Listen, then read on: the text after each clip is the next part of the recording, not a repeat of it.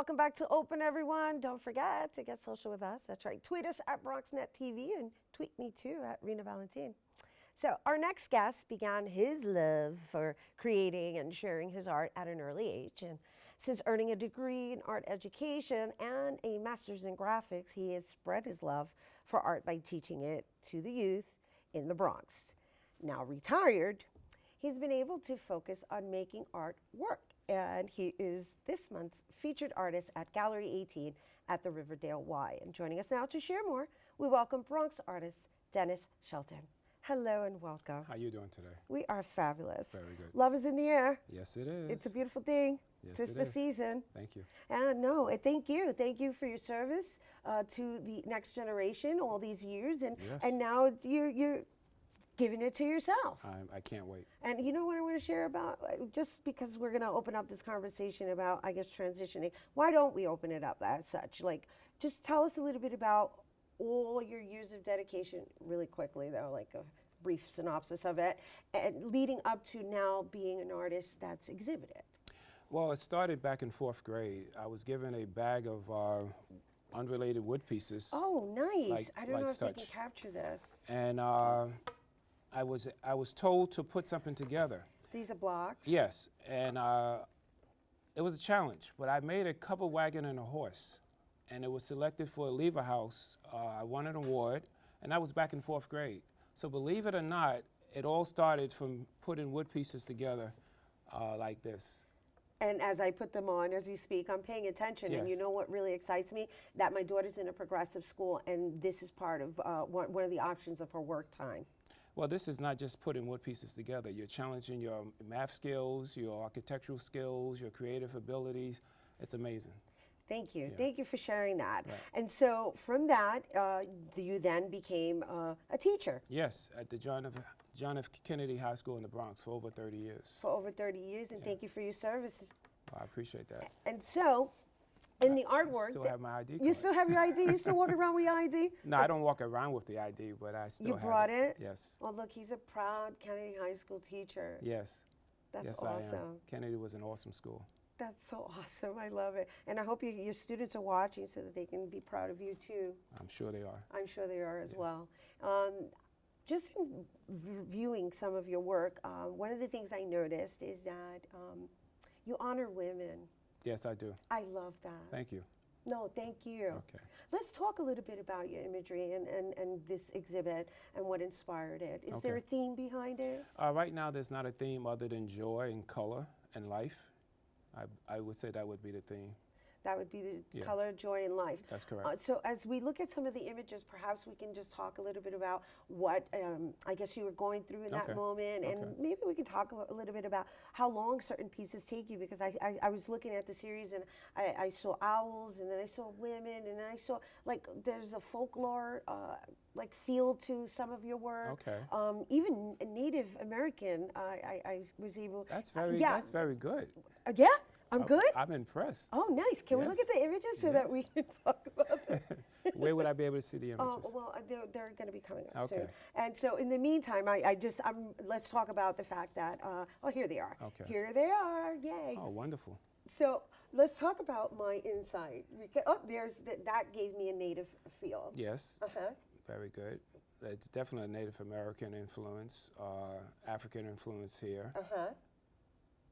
Those are made similar to this. The unrelated wood pieces, I don't cut any pieces. I just assemble as I find them. Uh-huh. That was a show at the Ethical Culture Center up in Riverdale as well.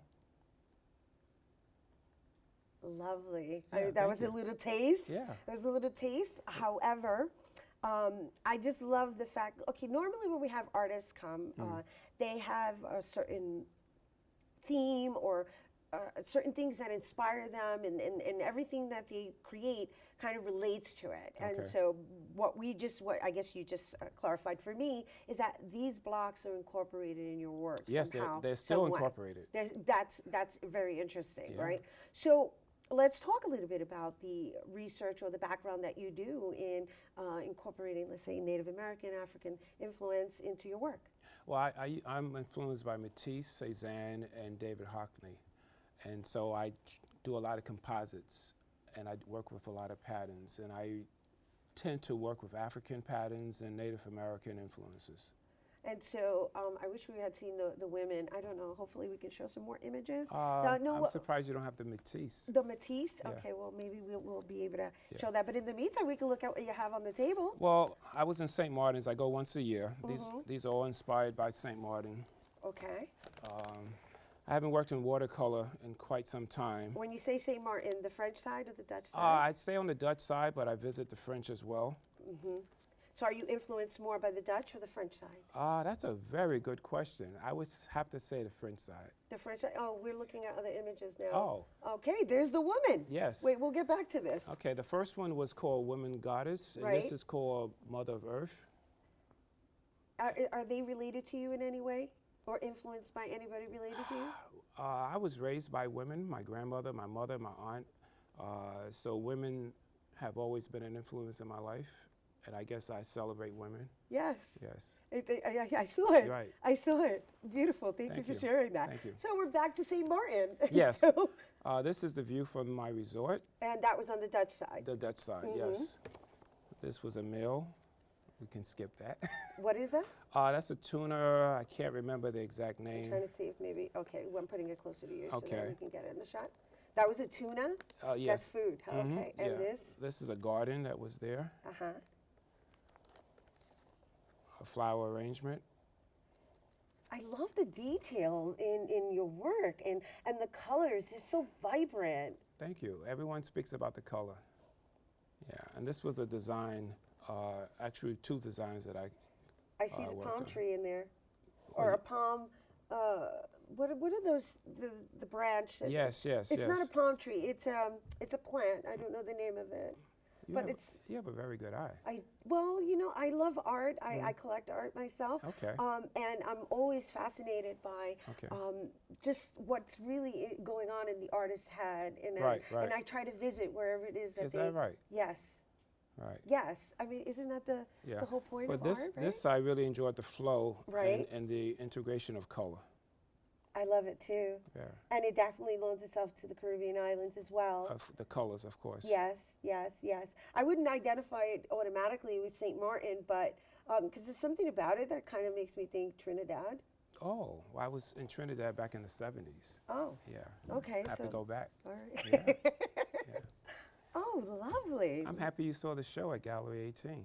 Well, I got to tell you, we showcase a lot of the artists that are exhibited there, and it's our absolute pleasure to be able to share with our audience, Okay. and we hope our audience goes and exhibits your work. It's going to be on display until December 29th, That's right? correct.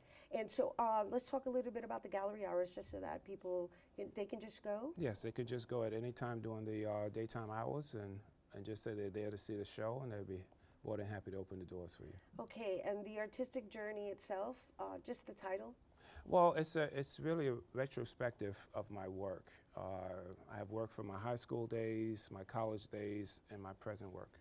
So it's almost like your life in art. That's correct. Beautiful. Thank Yeah. you so much for Oh, being it's a here pleasure with us meeting you. and sharing that with Yeah, us today. It's a pleasure. Wonderful. Once again, you guys, Dennis's exhibit, The Artistic Journey, is happening now. It's on display now through December 29th, and that's at Gallery 18 at the Riverdale Y, which is located on 5625 Arlington Avenue in the Bronx. And for more information, you can call